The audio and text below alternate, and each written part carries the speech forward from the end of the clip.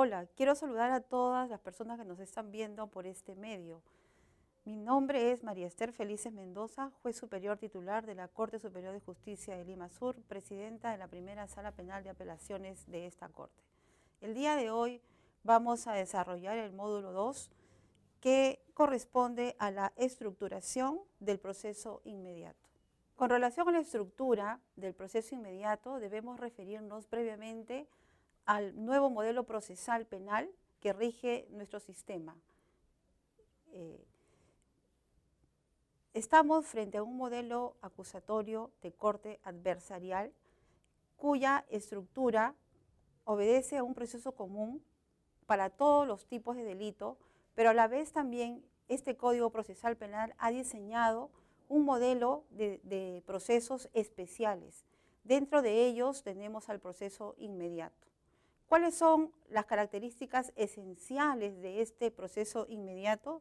Es la simplificación procesal y la evidencia delictiva, como nociones básicas. Simplificación procesal porque vamos a eliminar etapas procesales, sobre todo la primera etapa de la investigación preparatoria que es realizada por el fiscal.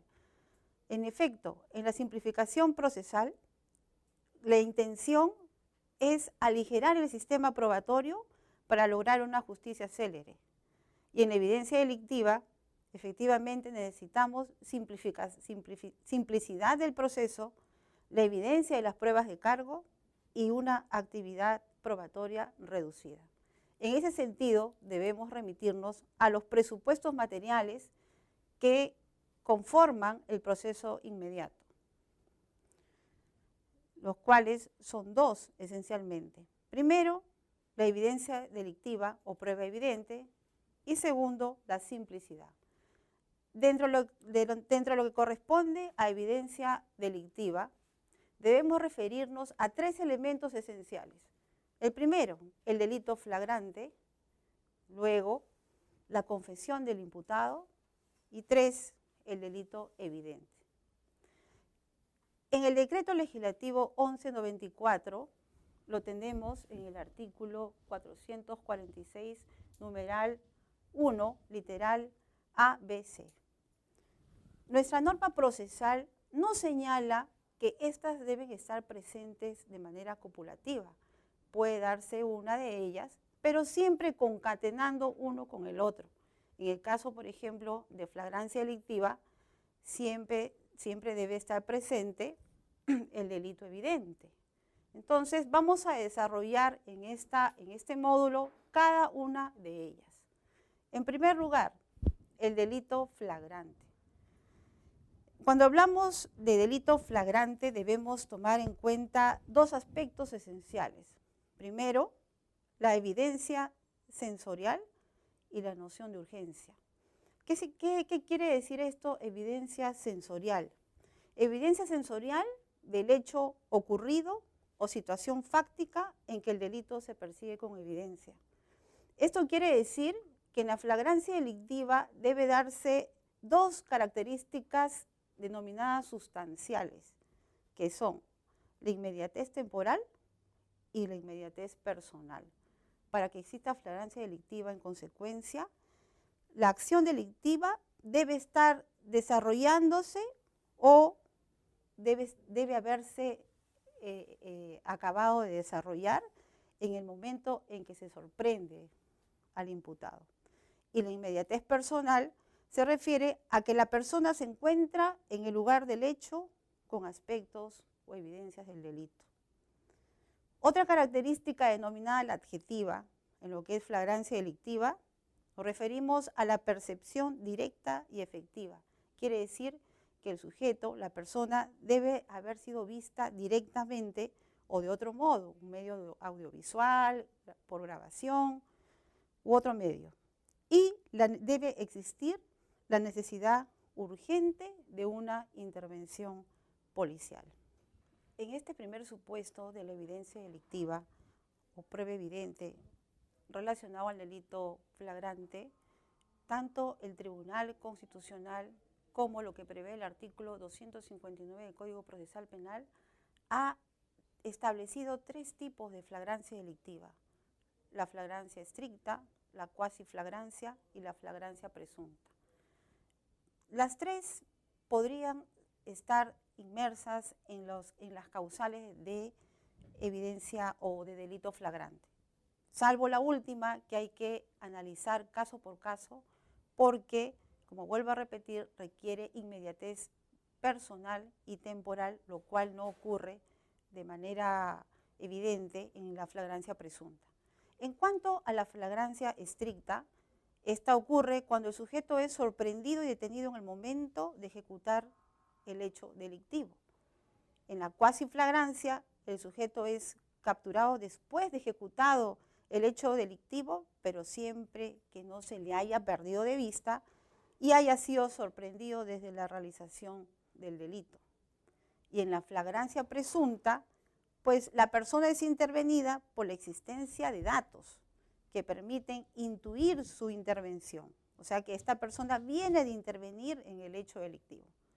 Sobre este último supuesto de la flagrancia presunta, existen posiciones de tratadistas reconocidos, como en el caso del maestro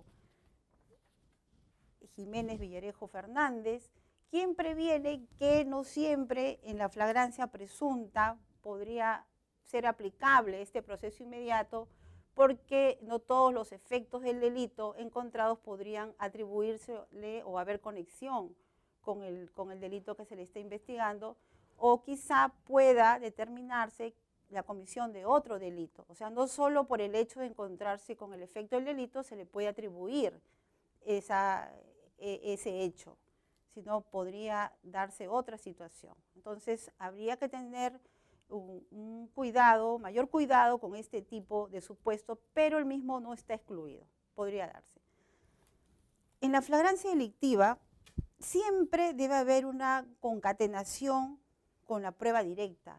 No puede existir prueba indirecta en la flagrancia delictiva, o sea que está vinculado en sí con el tema del delito evidente, con las pruebas, con las evidencias que hay para determinar el delito. Esto supone que deben existir todos los elementos necesarios para evidenciar la comisión del delito en el lugar de detención y que sean recabados durante la captura. 2, que al efectuarse la detención se impida la continuación de la acción delictiva y de este modo se protejan los intereses de las víctimas del delito. Quiere decir que en la flagrancia delictiva, en este supuesto, debe haber actualidad, inmediatez del hecho y percepción directa y sensorial del mismo. Queda descartado alguna duda o informaciones incompletas de los actos de investigación. ¿Por qué? Porque las diligencias policiales deben ser preventivas. En cuanto al otro supuesto de confesión del imputado, el decreto legislativo 1194 nos remite a este tipo de confesión simple o pura, prevista en el artículo 160, y queda excluida ese tipo de confesión calificada, aquella que permite atenuar o eximir de responsabilidad penal o dar un grado de premio, una reducción premial de la condena, porque en todo caso habría que analizar exhaustivamente si esta confesión ha sido obtenida con características que podrían dar ese tipo de calificación, pero en primer término queda excluida. Para que una confesión pura y simple pueda ser considerada en este proceso inmediato, el imputado debe haber admitido cargos de manera voluntaria, haber sido este reconocimiento libre, sin presión, sin amenazas, prestado en estado normal de las facultades psíquicas y, sobre todo, debe haberse rendido ante el fiscal y en presencia del abogado defensor, tal como lo establece el Código Procesal Penal en las diligencias preliminares, para que pueda obtener un valor probatorio. También debe ser sincera, espontánea, con ánimo de esclarecer los hechos, debe ser inmediatos y circunstanciado. Y, lo más importante, debe estar corroborado con otros actos de investigación.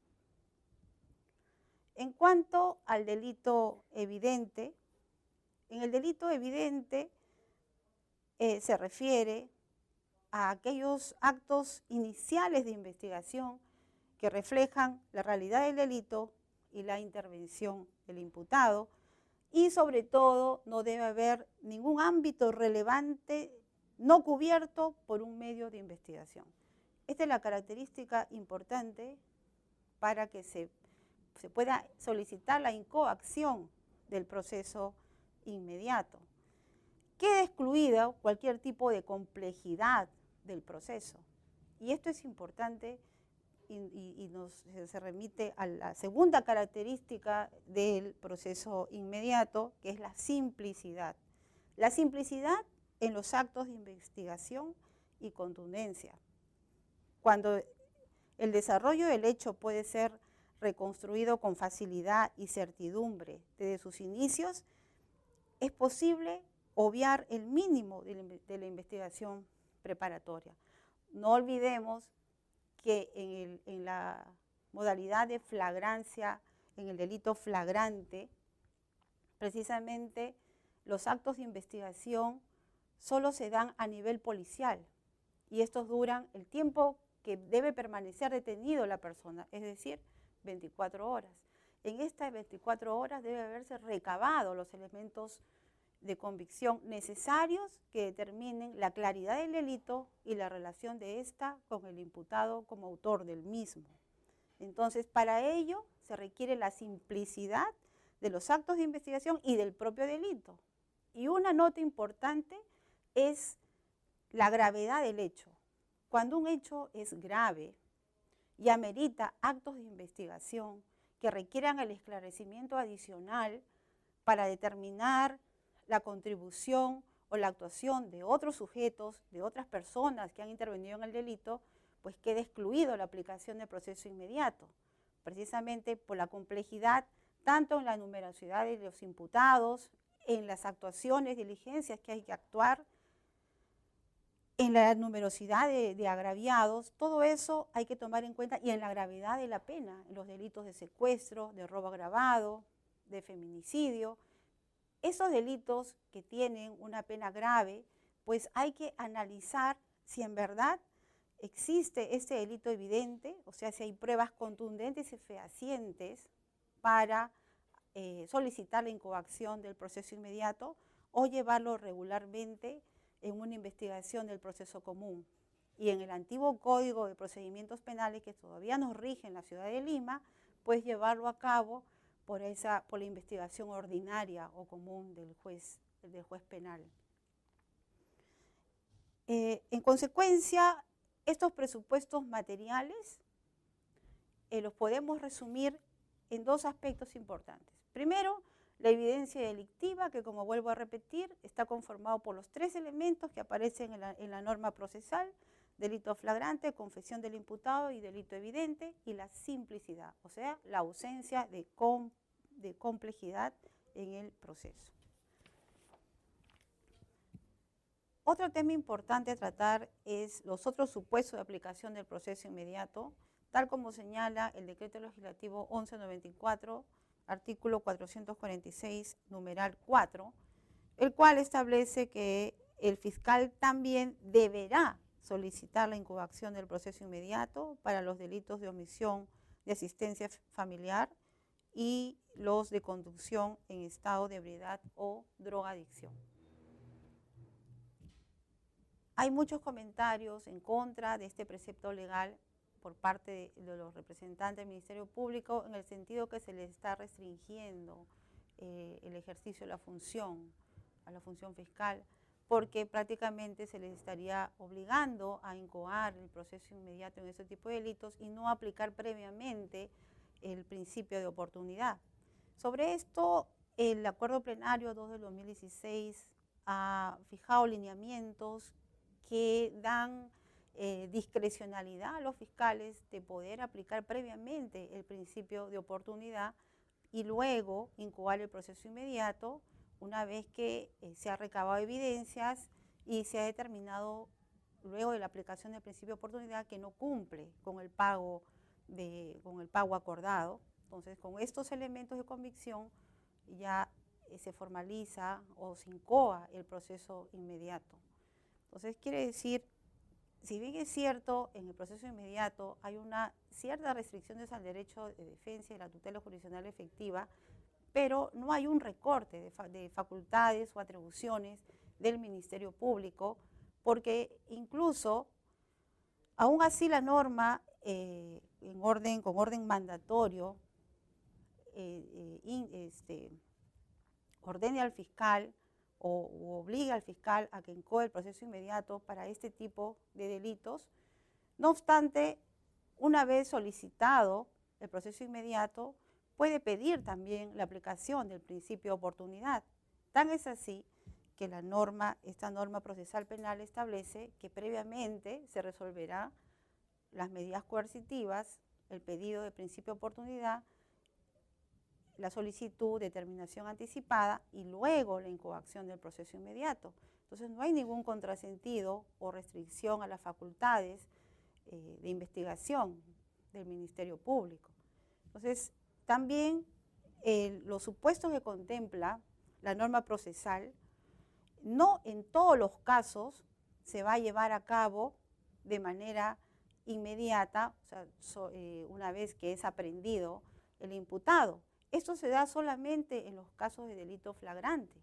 En los demás casos se puede incoar el proceso inmediato una vez que ha culminado los 30 días de diligencia preliminar o antes de vencido los 30 días de la investigación preparatoria. Y esto se da para los dos supuestos, es decir, para la confesión del imputado y para el delito evidente. En estos dos supuestos no necesariamente se va a actuar de manera inmediata. Para ello se tiene que recabar elementos de convicción y para ello tiene un tiempo prudencial, 30 días de diligencia preliminar o 30 días después de culminada la investigación preparatoria. Entonces, esto hay que tomar en cuenta para la mejor aplicación del proceso inmediato en nuestro sistema procesal, que está vigente a nivel nacional tanto para el nuevo modelo como el antiguo Código de Procedimientos Penales. Con este último punto hemos acabado el desarrollo del segundo módulo y quiero agradecer la atención de todos los participantes de este curso y los esperamos para el siguiente módulo. Muchas gracias.